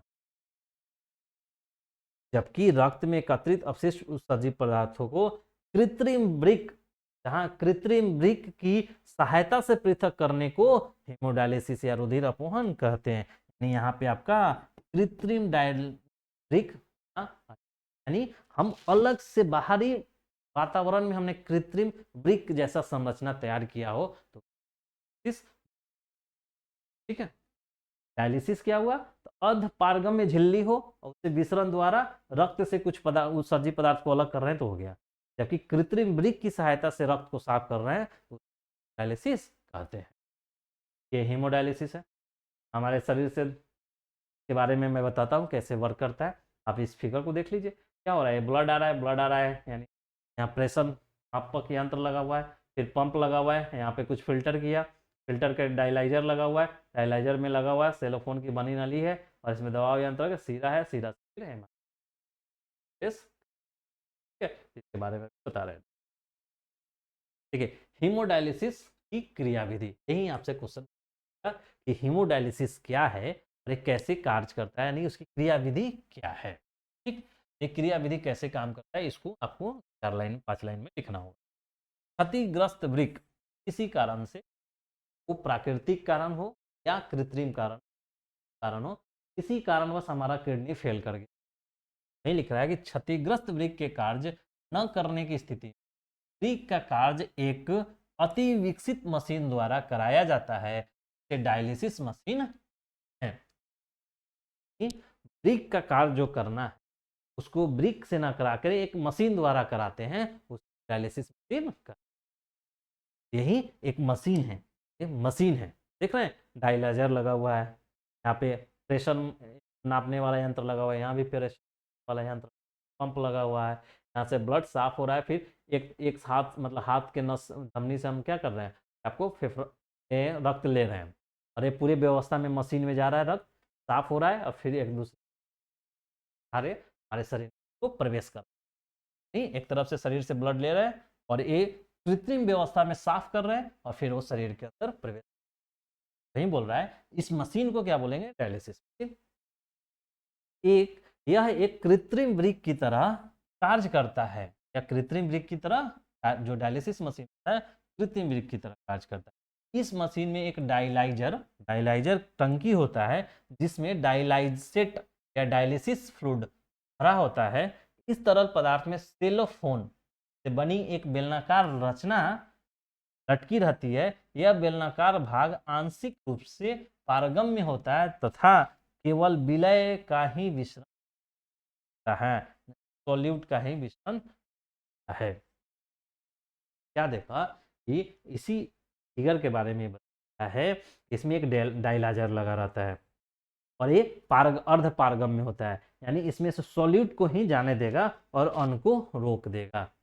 देखिए क्या बोल रहा है, एक कृत्रिम वृक्क की तरह कार्य करता है। इस मशीन में एक डायलाइजर टंकी होता है जिसमें डायलाइसेट, तो आप देख लीजिएगा, आपको एक क्वेश्चन पूछ सकता है आपका, जो डायलाइजर होता है उसमें कौन सा फ्लूइड रहता है, तो डायलाइसेट, क्या बोलते हैं, डायलाइसेट या डायलिसिस फ्लूइड। इस तरल पदार्थ में सेलोफोन से बनी एक रचना लटकी रहती है। देखिए सेलोफोन की तरह, देखिए यहाँ सेलोफोन, सेलोफोन की बनी एक रचना लटकी हुई रहती है, यानी ये वाला भाग क्या है, सेलोफोन की। यह बेलनाकार भाग आंशिक रूप से पारगम्य होता है तथा केवल विलय का ही विसरण होने देता है। कुछ व्यवस्था ऐसे भी है, हेमोडायलिसिस देखिए, डायलिसिस, डायलिसिस कैसे हो रहा है, देखिए एक साइड से हमने शरीर से ब्लड ले लिया, और ब्लड लिया और हमने वो डायलाइजर में भेजा, डायलाइजर में गया, यहाँ से साफ हुआ, फिर हमारे डायलिसिस फ्लूइड है, देखिए डायलिसिस फ्लूइड तक आ रहा है, और फिर क्लीन होके क्या हमारे शरीर में, क्लीन ब्लड हमारे शरीर में प्रवेश कर गया।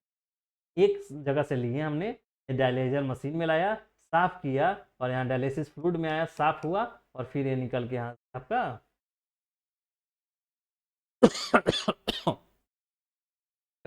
इसमें क्या होगा, इसमें अर्ध पारगम्य होता है, तो इसमें जो डायलाइजर होता है तो सॉल्यूट को सिर्फ जाने देगा, सॉल्यूट को जाने देगा, इसमें ब्लड है तो जाएगा, जो उत्सर्जित पदार्थ होगा उत्सर्जित पदार्थ को ये इधर लेगा, और इधर लेगा तो इसमें जाके ये कुछ डायलिसिस ये आपका जमा होते हैं।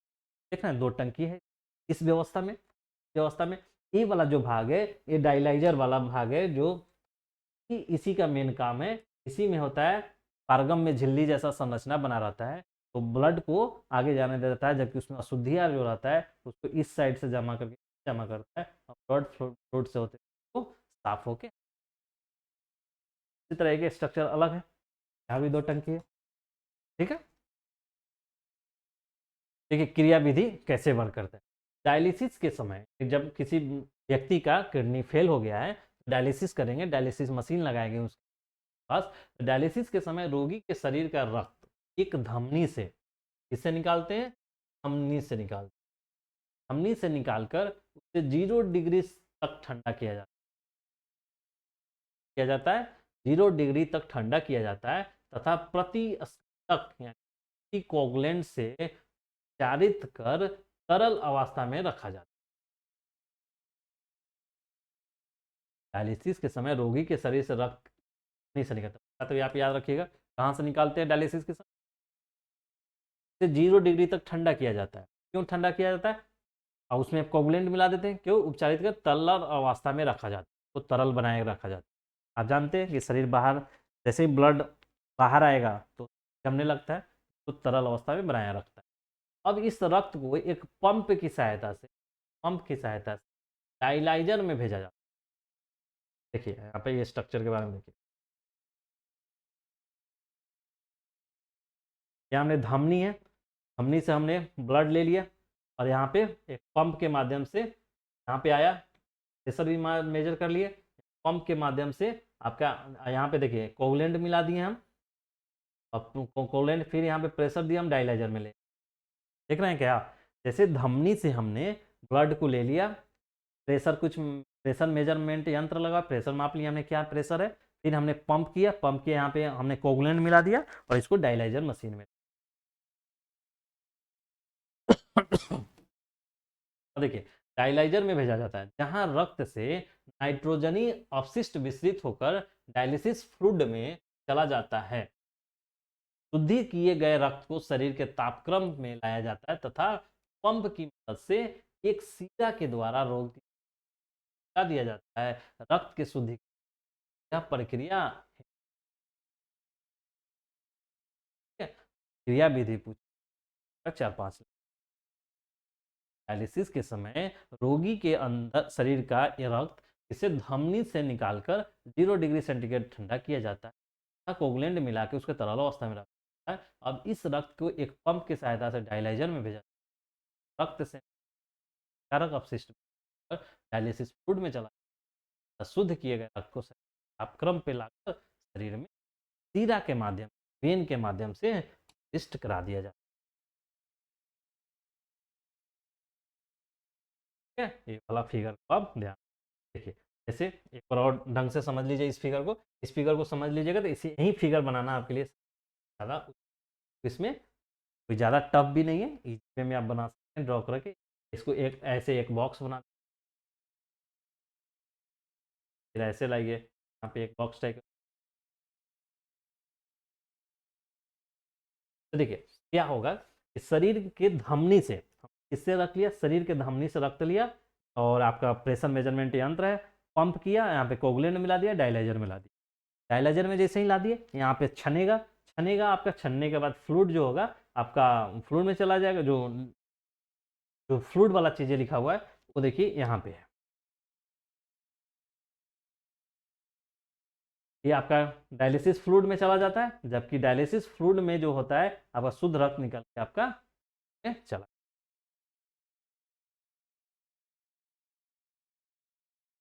देखिए अभी तक आपने क्या पढ़ा, अभी तक आपने पढ़ा कि ये मनुष्य में उत्सर्जन तंत्र, मनुष्य में क्या उत्सर्जन क्या व्यवस्था है, तो आपने अभी तक ये पढ़ा। अब देखिए पादप में भी उत्सर्जन है। पादप में उत्सर्जन कैसे किया जाता है, जैसे आपको बताया था शुरू, एक कुछ ऐसे पौधे होते हैं, जैसे एक फूल होता है कनेल का फूल, उसको उसके पत्ती को तोड़ेंगे तो उसमें से दूध निकलता है। दूध निकलता है क्या है, तो दूध वो दूध नहीं होता है, जबकि हानिकारक उस पौधे का हानिकारक पदार्थ होता है, जो उस दूध यानी मिल्क द्रव के रूप में यानी वाइट लिक्विड के रूप में जमा रहता है और वो बाहर निकालने की। ठीक, देखिए पादप में उत्सर्जन, पादपों में उत्सर्जित पदार्थ कौन, जैसे शरीर में उत्सर्जित पदार्थ कौन कौन सा, carbon dioxide gas, ammonia, uric acid, फिर आपको अमोनिया के बाद यूरिया, ये सब था जो आपको बाहर निकालना। चलिए अब इस उत्सर्जित पदार्थ क्या है, कार्बन डाइऑक्साइड गैस, ऑक्सीजन। आपको हम क्या बताए थे कि हमारे शरीर के लिए ऑक्सीजन तो जरूरी है, नहीं कार्बन डाइऑक्साइड गैस हमारे लिए हानिकारक है, तो कार्बन डाइऑक्साइड को निकालते हैं। शरीर को पौधे को कार्बन डाइऑक्साइड की जरूरी होता है, तो कार्बन डाइऑक्साइड का कब कब जरूरत है, सिर्फ फोटोसिंथेसिस यानी प्रकाश संश्लेषण क्रिया के दौरान, के अलावा उसको जरूरत नहीं होता है।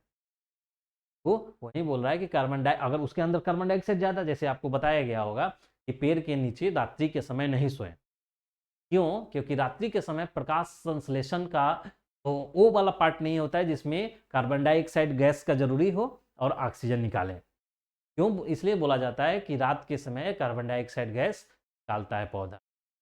क्या कार्बन डाइऑक्साइड उस समय निकाला यानी उसके लिए वो हानिकारक पदार्थ हुआ उस समय, लेकिन वही प्रकाश संश्लेषण के दौरान कार्बन डाइऑक्साइड गैस को ग्रहित करके ही ग्लूकोज बनाता है और उस समय ऑक्सीजन गैस बाहर। पौधों के लिए दोनों हानिकारक पदार्थ हो गया और दोनों उपयोगी पदार्थ भी है।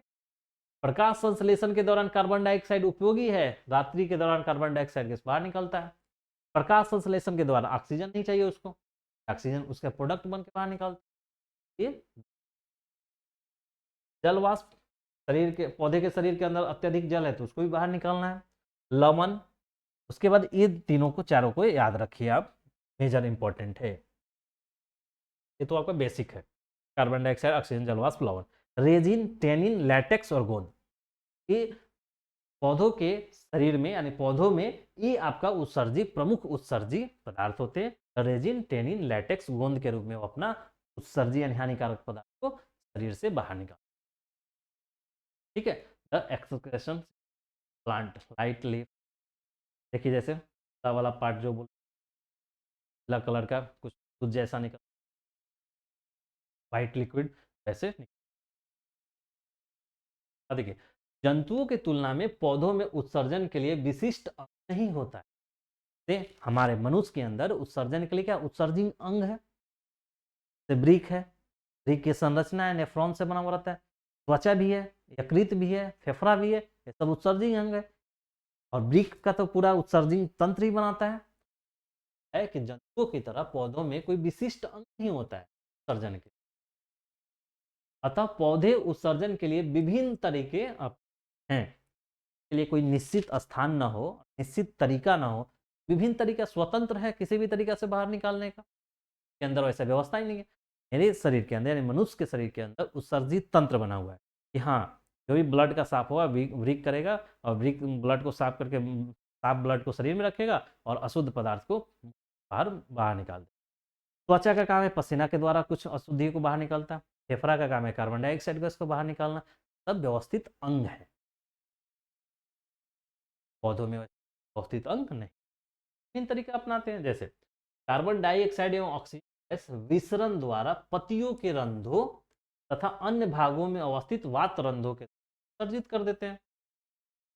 पत्तियों में स्टोमेटा होता है और वातरंध्र लैंड होते हैं, उसके द्वारा वो कार्बन डाइऑक्साइड गैस और ऑक्सीजन को बाहर निकाल देते हैं। इसी तरह जलवाष्प या जल रंध्रों द्वारा अन्य भागों से वाष्पोत्सर्जन द्वारा अतिरिक्त बाहर निकाल देते हैं। आपको पढ़ाए थे जब आपको पोषण वाला प्रकाश संश्लेषण बता रहे थे, तो वहां पे आपको बताए थे हम वाष्पोत्सर्जन और स्थानांतरण। पोषण पढ़ा रहे, जाइलम फ्लोएम पढ़ाए थे।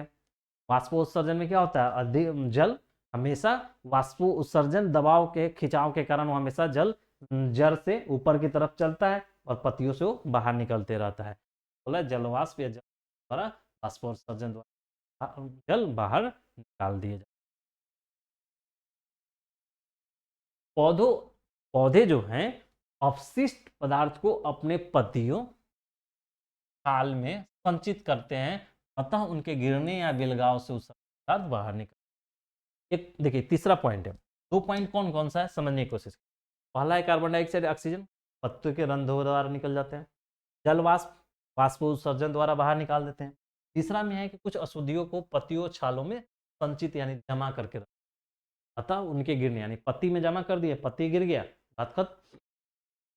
जिसमें आप वाइट लिक्विड निकलता है, जो आप कनैल के पौधा है उसको जब आप तो उसके पत्ती को तोड़ेंगे तो उसमें से वाइट लिक्विड निकलता है, यानी उजला तरल निकलता है।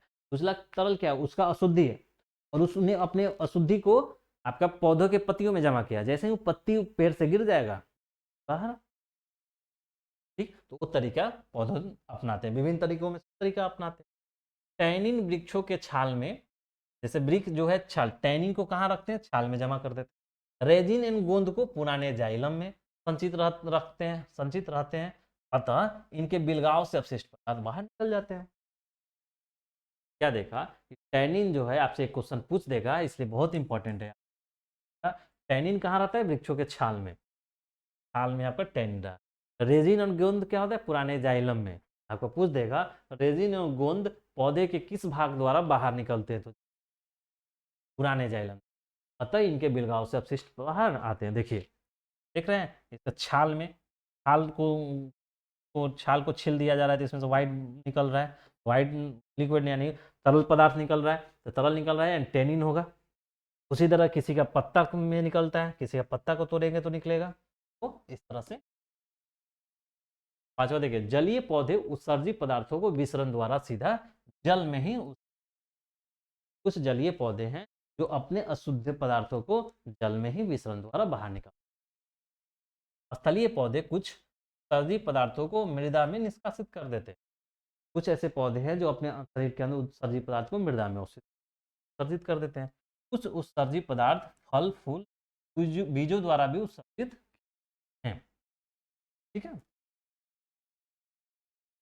तो आप क्या देख रहे हैं, ये थोड़ा सा ध्यान रखिएगा जब पौधे, आपका सब्जेक्टिव को पादप पौधों में पौधों के उत्सर्जित पदार्थ कौन कौन हैं और वो कैसे पौधे से बाहर निकलते हैं स्पष्ट करें। तो देखिए पौधे में कौन कौन से उत्सर्जित पदार्थ है, तो आप वाला उत्सर्जित पदार्थ लिखेंगे, carbon dioxide gas, oxygen, phosphorus, आपका उत्सर्जित पदार्थ 8 हो गया। अब ये कैसे बाहर निकलते हैं, तो नीचे लिखिएगा स्पष्ट रूप से कि मनुष्य या जीव जंतु, मनुष्य के समान पौधों में उत्सर्जित पदार्थों को बाहर निकालने के लिए कोई विशेष रचना या संरचना नहीं होता है, विशिष्ट अंग नहीं होता है। तब पौधे उत्सर्जन के लिए विभिन्न तरीके अपनाते हैं, विभिन्न तकनीक अपनाते हैं। उसके बाद 1 2 करके लिख दीजिएगा। एक गैस विसरण द्वारा निकलता है, 2 में ये लिखिएगा, इसी तरह 3 में, 4 में, ठीक है, 5 6 7 आपका तरीका है। अब देखिए, अब कुछ चीज़ों को समराइज कर दे रहे हैं। जैसे देखिए उत्सर्जित पदार्थ और उदाहरण क्या है, लैटेक्स, जैसे लैटेक्स है, लैटेक्स दूधिया तरल होता है यानी व्हाइट लिक्विड होता है। पीपल, बरगद, पीला कनेर, पीपल के पौधे में देखिए, बरगद में, पीला कनेर में देखिए, सब लैटेक्स निकलता है दूधिया की तरह। बबूल का पौधा देखेंगे उसमें गोंद टाइप का निकलेगा, और चीर का पौधा देखेंगे उसमें रेजिन। कभी आपसे ऑप्शन में ऐसा पूछेगा ऑब्जेक्टिव में कि इनमें से किन पौधों में लैटेक्स निकलता है, तो आप याद रखिएगा दूधिया तरल का पीपल, बरगद, पीला। बबूल से क्या निकलता है? गोंद। चीर से निकलता है रेजिन। ठीक। तो पौधों में विशिष्ट प्रकार के उत्सर्जी अंगों की आवश्यकता नहीं होती है, क्योंकि अब देखिए, अब आपसे पूछेगा जाएगा क्वेश्चन, यहाँ ठीक है, पौधा तो भाई ठीक ठाक उपयोगी चीज है, तो वही तो भोजन बनाता है, हम लोग उसी पे आश्रित हैं। जब उतना महत्वपूर्ण इकाई है वो हमारे खाद्य श्रृंखला का, तो क्यों नहीं उसमें उत्सर्जन के लिए एक तंत्र विकसित हुआ? तो देखिए क्यों नहीं, कभी कभी आपसे पूछ देगा क्यों पौधों में उत्सर्जी अंग, विशिष्ट उत्सर्जी अंग नहीं। देखिए पौधों में विशिष्ट प्रकार के उत्सर्जी अंगों की आवश्यकता नहीं होती है, क्योंकि पौधों में अपचय, कैटाबोलिक की क्रिया बहुत कम होती है, तथा अपचय क्रिया से उत्पन्न उत्सर्जी पदार्थ उपचय क्रियाओं में उपयोग कर लिए जाते हैं। फलतः पौधों में उत्सर्जी पदार्थों की मात्रा काफी कम होती है, इसलिए पौधों में उत्सर्जन के लिए विशेष उत्सर्जी अंग की आवश्यकता नहीं होता है। ये आपका क्वेश्चन, क्या कारण है पौधों में उत्सर्जन के लिए विशिष्ट अंग नहीं पाया जाता है, स्पष्ट करें। देखिएगा सर, यानी वहाँ पे क्वेश्चन में लिखा पौधों में विशिष्ट प्रकार के उत्सर्जी अंगों की आवश्यकता नहीं होती है, क्योंकि पौधों में अपचय अपचय क्रिया बहुत कम होता है। एक तो पहले अपचय क्रिया ही कम हुआ, और अपचय क्रिया के पश्चात उत्सर्जी पदार्थ निकलता है। जब अपचय क्रिया कम होगा यानी उत्सर्जी पदार्थ भी कम हो गया, दिख रहा है उत्सर्जी पदार्थ उपचय क्रिया में एक तो कम हो गया, और दूसरा है कि जो उत्सर्जी पदार्थ बना भी वो उपचय यानी एनाबोलिक क्रिया में उपयोग कर लिया जाता है। पौधों के शरीर के अंदर कुछ एक तो कम है, कम उत्सर्जी पदार्थ बनता है, जो कुछ उत्सर्जी पदार्थ बनता भी है उसका शरीर में उपयोग कर लिया जाता है। फलतः पौधों में उत्सर्जित पदार्थों की मात्रा काफी कम होता है, क्योंकि एक तो कम है, जो बना उससे में उत्सर्जित पदार्थ को पौधा यूज ही कर लेता है कहीं ना कहीं, मात्रा में काफी कम मात्रा में होता है, इसलिए पौधों में सर्जन के लिए ठीक है। काफी अच्छा ये आपका प्रश्न बन सकता है, तो आप प्रश्न के फॉर्म में याद रखेंगे कि एक प्रश्न का ये उत्तर है। अगर आपसे कभी एक अच्छा प्रश्न पूछेगा कि क्या कारण है कि पौधों सर्जन के विशिष्ट अंग है, स्पष्ट करें, याद लेने के ये ऑब्जेक्ट याद रखें। ठीक है, ओके। इस स्लाइड के साथ ही इस चैप्टर का भी द एंड होता है, और इस क्लास के साथ ही इस वीडियो अपलोड हो जाएगा। उसके बाद आपका जो एनसीईआरटी का विज्ञान सब्जेक्ट में जीव विज्ञान का 7 नंबर है, एनसीईआरटी आप देखेंगे तो विज्ञान में 7वां नंबर चैप्टर, 6ठा नंबर चैप्टर, 6ठा नंबर चैप्टर में आपका 3 चैप्टर था, 4 चैप्टर था आपका, ठीक है, जो एक एक करके आपको सब पढ़ा बता दिया गया है। और जीव विज्ञान का ऐसा देखेंगे तो ये चौथा होगा, इसलिए हमने 6.4 का दिया। इसके साथ ही ये जैव प्रक्रम वाला पूरा आपका विषय यानी टॉपिक चैप्टर समाप्त होता है। इस चैप्टर के समाप्त के साथ ही आपका एक कंप्लीट होने के बाद एक आपको ऑब्जेक्टिव पे वीडियो आएगा और एक सब्जेक्टिव पे, जिससे होलिस्टिक आपकी तैयारी हो जाएगी, और मैं गारंटी के साथ बोलूँगा कि उससे आपका क्वेश्चन बाहर नहीं जाएंगे परीक्षा। बस आपसे यही अनुरोध है, इन सभी थ्योरी के क्वेश्चन को वीडियो को देखें और नोट जरूर करें। भाई द हम कहीं भी तेज बोल के या स्लाइड को आगे भी कर देते हैं, ओके, तो आप यूट्यूब पे आप पॉज कर दीजिए, पूरे नोट को आप लिखिए। देखिए आप कह सकते हैं कि सर पीडीएफ ही दे दीजिए, चाहे देखिए दे देने से नहीं होता है, पीडीएफ मोबाइल में बहुत कुछ है, यूट्यूब पे भी बहुत सारा आपके पास है, लेकिन आप पढ़ते कितना है। तो जब आप अपने से लिख लेंगे तो एक तो आपका हैंड राइटिंग में हुआ, एक तो लिखने के दौरान भी बहुत कुछ याद हो जाता है, और लिखें तो थोड़ा पेज पे लिख लिए तो उसमें पेंट करेंगे, पढ़ेंगे तो उसको हाईलाइट करेंगे, आपका नोट होगा ना तो क्विक रिवीजन होता है। जब रिवीजन पलटिएगा पढ़ना तो बहुत कुछ याद है, अच्छा हम ही तो लिखे हैं, ये लिखे हैं, आपका नोट हुआ। जब पीडीएफ कोई देता है तो पीडीएफ जिसका नोट बनाया गया, नोट्स बनाया गया जिसके द्वारा, वो उसका नोट्स है, आपका नोट्स नहीं होगा। किसी से भी आप नोट्स लेते हैं तो उसको अपने से लिखिए। जब अपने से लिखिएगा तो बहुत सारा चीज़ आधा तो ऐसे ही याद हो जाता है, और जब लिखने के दौरान भी आपको लिखने का भी प्रैक्टिस हो, आप सभी थ्योरी को नोट डाउन कीजिए, एक दो बार पढ़िए, और आने वाले क्वेश्चन ऑब्जेक्टिव का देखिएगा, आपका सारा क्वेश्चन। ठीक है, अगर आप लोग को ऐसा वीडियो अच्छा लग रहा होगा तो लाइक शेयर साथियों को बतलाएं। फिर ये अपनी निःशुल्क व्यवस्था है, इसमें कहीं भी आपसे नहीं लिया जाएगा, और पूरा जो भी संभव हो हमसे तैयारी आपकी बोर्ड परीक्षा की कराई जाएगी। Thank you for watching.